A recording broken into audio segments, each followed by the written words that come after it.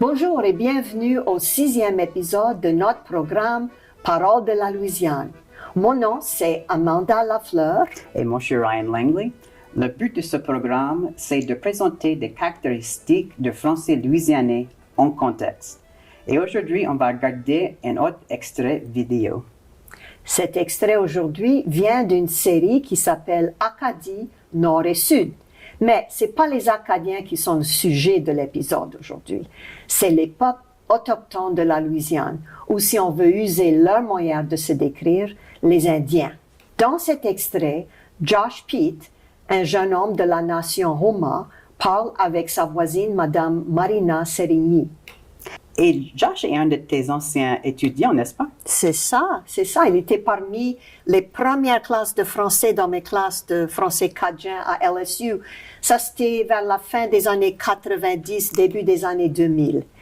Et c'est une histoire assez intéressante parce que Josh, c'est quelqu'un qui avait peut-être un peu de français avant. Il avait entendu le français dans sa famille, au sein de la communauté chez lui.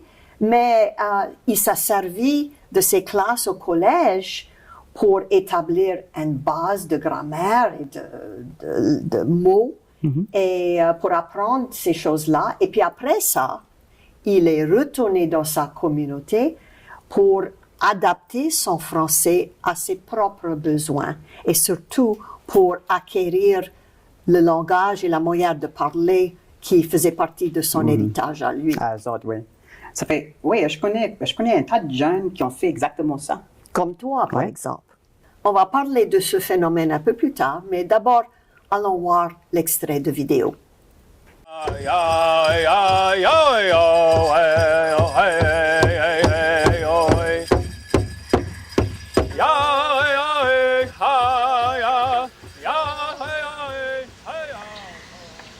Et tout le monde là-bas, la Pointe-aux-Chênes, s'était élevé en français ou anglais?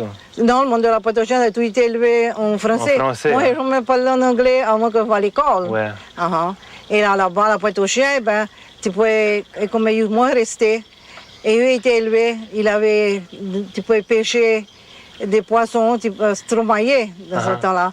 Et ça avait, c'était accolé pour empoigner les huîtres, se faire les affaires d'huîtres et des piéger et pêcher pour une vie. Et le monde là-bas parle français toujours ou tout le vieux monde là-bas à la Pointe-aux-Chênes? Tout le monde là-bas parle français. Le monde de mon âge à moi, il y en a qui élevé leurs enfants parler français. Comme mes enfants, moi, ils n'étaient pas élevés à parler en français, mais là, la Pointe-aux-Chênes, là-bas, c'est l'œuvre, leurs enfants, il y en a toujours des jeunes monde qui montrent à leurs enfants parler français, ils parlent toujours français, dès qu'ils sont bien petits. Il y a des gens qui disent aujourd'hui, il y a d'autres gens qui disent aujourd'hui, ou déjà. OK, ça c'est un petit peu changé, parce que je dis déjà et moi je dis déjà. Déjà, hein? Je connais que ma grand-père, il dit quelque chose dans ses moyens, et il y a mes amis et la famille de ma belle qui va dire quelque chose différentes manières. Ça fait pour moi, c'est pour décider de comment parler, tu connais? Mais n'importe comment tu dis, on va tout connaître ce que tu peux dire. Mais c'est juste toi, parce que tu n'es pas habitué de parler en français, tu es juste à apprendre. Ça fait que c'est pour ça que ça fait un petit peu difficile à toi. Mais ça veut tout dire la même affaire. Oui, c'est tout. Je connais que tu es intéressé de connaître les affaires de traiteurs et d'élevage et tout ça. Comme ton grand-père et ma grand-mère c'était des traiteurs. Ça, c'est le bon Dieu qui a donné ça. Ah ouais. Quelle qualité de prière? C'était les prières catholiques ou juste les prières que eux font eux-mêmes? Ou... Eh bien, les prières, madame ma grand-mère, quand elle nous traitait, pour le mal de gorge ou n'importe ce qu'on avait, un petit bobo qu'on avait à nous traiter. Tu lui demandais à faire son signe d'accroix, tu connais, quand on a commencé à faire le signe d'accroix. Mais tu lui demandais qu'est-ce qu'elle disait. C'était un secret pour eux, tu ne pouvais pas nous dire. Parce que si on nous aurait eu dit, on n'aurait pas dû leur pouvoir. C'est juste quelqu'un qui avait le pouvoir de faire ça. C'est pas tout le monde qui a le pouvoir. Peut-être moi et toi, on aurait le pouvoir, mais on n'a pas personne pour nous montrer. Wow, beaucoup à discuter ici. Mais allons commencer avec le pronom sujet euse. Euse ou des fois eus, comme on dit. C'est un pronom qu'on trouve surtout dans les paroisses Terrebonne et La Fourche, les paroisses du sud-est. Ouais. Et c'est une forme de la troisième personne du pluriel. Oui, c'est comme il ou elle pluriel. Oui, mais c'est pas forcément conjugué de la même façon non plus. Le sens est pluriel, oui. Et on a vu, comme avec le pronom sujet vous autres dans l'épisode 3, qu'il y a une tendance en Louisiane à favoriser la forme du verbe à la troisième personne du singulier. C'est un phénomène que les linguistes appellent le nivellement morphologique. Oui, par exemple, nous autres on dit vous autres a une belle maison et vous autres aiment la musique. Et pareillement avec euse, en général on dirait euse aime, euse fait, euse va. Eus est. Ou dans l'extrait, eus parlent toujours français ou eus élèvent leurs enfants en français. Oui, exactement. Mais c'est important de noter que ce pronom euse peut exister à côté d'autres pronoms qui ont le même sens. Par exemple, Madame Serigny dit euse élèvent leurs enfants, mais quelques secondes plus tard a dit depuis qu'ils sont tout bien petits. C'est ça, les deux font partie de son répertoire. Ouais. Et il y a d'autres variantes, d'autres pronoms pour exprimer cette idée de la troisième personne du pluriel en Louisiane. Il y a eux autres. Il y a des gens qui vont dire, par exemple, eux autres parlent français. Eux autres fait de l'argent. Et il y a aussi le pronom ça. Il y a tous ces mêmes emplois qu'on voit en français standard. Ça, c'est une table. Ça sent bon. Mais en Louisiane, le pronom ça peut aussi signifier la troisième personne au pluriel. Ce monde-là, ça comprend pas l'anglais. Tout à fait.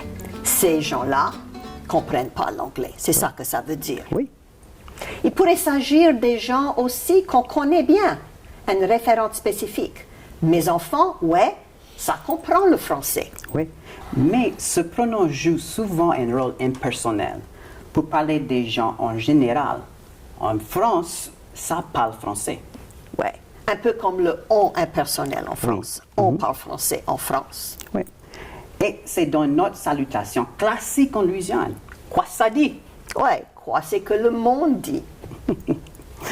Et une autre chose à discuter avec cet extrait, c'est l'usage du verbe connaître. Josh dit tu connais et non pas tu sais. C'est ça. Il y a du monde qui croit que le verbe savoir n'existe pas en Louisiane, mais il y a une certaine flexibilité avec connaître. En français standard, il y a une distinction claire entre les verbes connaître et savoir. En français vernaculaire de la Louisiane, les gens vont peut-être dire le verbe connaître à la place de savoir. Madame Serigny, par exemple, dit « Je connais, Josh, que t'es intéressé ». Oui.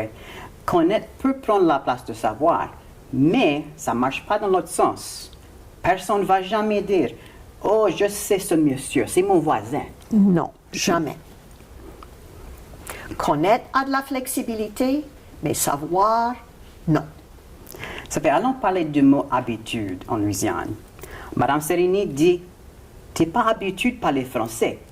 Et il y a des gens qui disent « J'ai l'habitude de faire ci ou ça » ou « J'avais l'habitude de faire ça ». Mais pour d'autres gens, habitude fonctionne comme une sorte de semi-auxiliaire, comme un verbe invariable.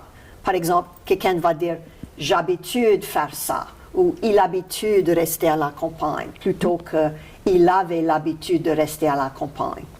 C'est une sorte d'ellipse et le verbe conjugué peut disparaître complètement en français louisianais. Oui. Mais pour ce qui y a du vocabulaire, il y a le verbe traiter et le nom traiteur. Mais un traiteur en Louisiane, c'est pas comme un traiteur en France. Oh non, pas du tout. C'est pas un professionnel de cuisine ici. Non, pas du tout. En Louisiane, un traiteur ou une traiteuse, c'est un guérisseur. Et même, des fois, les femmes se disent traiteuses ou traiteurs. Ça peut faire les deux. Mais un traiteur, c'est quelqu'un qui traite les gens du village quand ils sont malades. Cette personne les guérit. C'est ça. Il y a des traiteurs qui travaillent surtout avec des prières, puis il y en a d'autres qui utilisent des herbages, comme dit Madame Serigny. Ça connaît les plantes locales et comment telle ou telle racine bouillie ou telle feuille écrasée pourrait aider quelqu'un à se rétablir d'un rhume ou d'une éruption sur la peau, etc. Mais pour beaucoup de traiteurs, c'est les deux, les prières et les herbages. Et les traiteurs sont des membres importants de la communauté, pas juste chez les Indiens, mais chez les Cajuns, chez les Créoles. Traiter, c'est quelque chose de bien louisianais.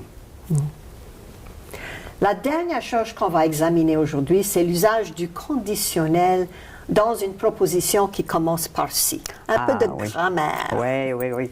Ça fait l'exemple dans cet extrait, c'est un peu compliqué. Madame Sereni dit, si eux nous auraient eu dit, eux auraient perdu leur pouvoir. Oui, c'est peut-être un peu compliqué si eux nous auraient eu dit. Mais allons prendre quelque chose d'un peu plus simple. Tu connais peut-être la chanson traditionnelle « Si j'aurais des ailes » ? Ah oui. N'importe où mon cheval, tout ça me convient pas. Oh, si j'aurais des ailes. Oh, c'est beau, Ryan, merci. Donc, l'affaire qu'on aimerait souligner avec tout ça, c'est tout simplement que si peut être suivi par le conditionnel en Louisiane. Absolument. On entend si j'aurais, si tu voudrais, etc. Et c'est pas juste nous autres qui disent ça. J'ai déjà entendu ce genre de construction en Acadie même. Si seulement j'aurais su. C'est ça. Et je crois bien, je l'ai entendu au Québec aussi. Bon, je crois que c'est tout ce qu'on a pour aujourd'hui. Mais comme toujours, avant de partir, on voudrait parler de la salle de classe et comment ça qu'on a vu aujourd'hui pourrait être utile pour les enseignants. Je crois que peut-être la question à aborder, c'est comme la situation que Josh était dedans quand il a discuté avec Madame Sévigny, c'est-à-dire quelle forme, qu'est-ce qu'il faut user, il se remettait en question comment il devait parler dans tel ou tel contexte. Est-ce que ça, tu as vécu ça un peu dans tes classes? Oui, et pas non seulement dans ma classe, mais aussi comme au Bailli Pigeon, parce que un peu comme Madame Sereni a dit, comme je crois qu'elle a dit mon oncle ou mon père disait déjà, mais elle dirait déjà. Ça fait c'était le même pour nous autres au Pigeon. Ma grand-mère disait souvent que bon, ça là-bas, ça parle pas comme nous autres. Mais ça là-bas, c'était juste l'autre bord de bayou. Ça fait. Je trouve ça drôle parce que c'est comme. Même dans les petits villages, il y avait cette négociation entre les variantes françaises. Et c'est quelque chose qui m'arrive souvent, même aujourd'hui, quand j'ai parlé avec des personnes de la France, de la Belgique, d'Afrique. Je me trouve à négocier entre les. Est-ce que je devrais parler comme je parle chez moi ou est-ce que je devrais parler un français plus standard? Et c'est un peu drôle parce que pour moi, j'ai eu l'expérience en France, j'ai beaucoup voyagé au Canada, je parlais avec les Acadiens, avec les Français, les Africains. Et pour moi, j'ai tous ces variantes français dans la tête. Des fois, c'est tout mêlé et ça change avec la personne que je parle avec. Mais à l'école, je me trouve à parler un français plus standard, même quand les personnes que j'ai parlé avec m'ont dit qu'eux veulent que je parle un français plus louisianaise avec eux. Et je ne sais pas qu'est-ce qui arrive, si c'est une honte, comme une honte inconsciente ou quelque chose caché dans la tête qui, je ne veux pas que ça soit trop compliqué pour eux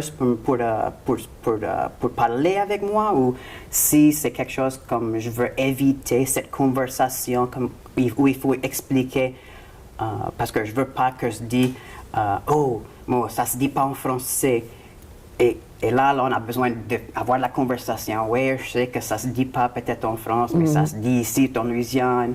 Et je sais pas vraiment mais la seule chose que je veux faire, c'est de faire sûr que, tout d'abord, que je veux lâcher cette honte que j'ai, même si c'est une honte inconsciente, de faire exprès de parler notre français, même avec les gens qui peut-être vont pas savoir toutes les choses qu'on nous a dit.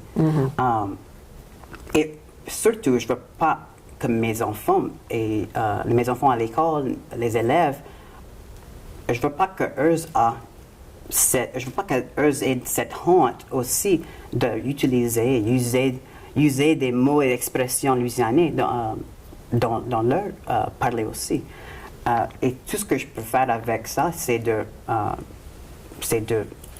partager cette manière de parler avec eux autres, sans honte, sans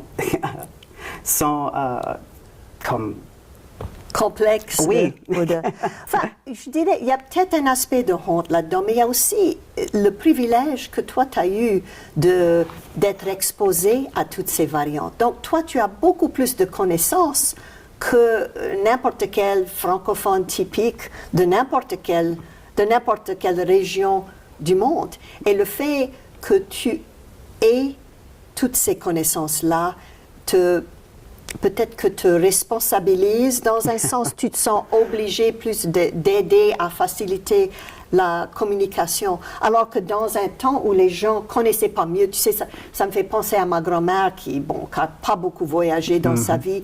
À un moment donné, il y avait une jeune Française qui était étudiante en échange, qui visitait chez mes cousins, et elle était chez ma grand-mère. Et après, ma grand-mère racontait l'histoire. Elle disait, parce que chez nous, chez elle, à Los Bourbeuses, le mot grenouille, c'était un mot qu'on ne disait pas, c'était une partie sexuelle, tu vois. Okay. Et elle disait comment ils avaient servi des tristes de wawaron. Et la petite fille a dit le mot grenouille à la table. Et ma grand-mère elle a dit ça, elle a dit chat. Elle ne connaissait pas mieux. Mais vous voyez que donc il y a toujours cette notion d'aider à faciliter la communication. Oui, c'est drôle je trouve ça drôle parce que même avec ma grand-mère, avant de partir pour la France, elle m'a dit « Ok, mais Châteaubourg, oublie pas ton français là-bas. » Mais maman, tu sais que je parle français là-bas aussi. Oui, mais ça ne parle pas comme nous autres. C'est pas notre moyen à nous autres. C'est pas notre moyen à nous autres. Mais si le monde d'un côté du bayou peut arriver à négocier la communication avec le monde de l'autre côté du bayou, c'est tout le français quand même. C'est tout le français. Et comme on voit en anglais, comme je disais tout à l'heure avec cette émission de télévision que j'aime assez, Ted Lasso, ça joue beaucoup sur cette notion d'anglicisme britannique et d'anglicisme américain. Et le monde arrive à se comprendre, non seulement à se comprendre, mais à s'amuser avec ces différences, à les apprécier. Ouais. So, je crois qu'on n'est pas trop loin de pouvoir faire la même chose entre nos différentes variantes de français. Absolument. Merci au réalisateur de la série Acadie Nord et Sud. Si vous autres souhaitez en regarder plus, cette série est sur YouTube. Pour la trouver, la chose la plus facile serait de chercher le titre en anglais Acadia North and South. Merci vous autres. On va se revoir. Au revoir.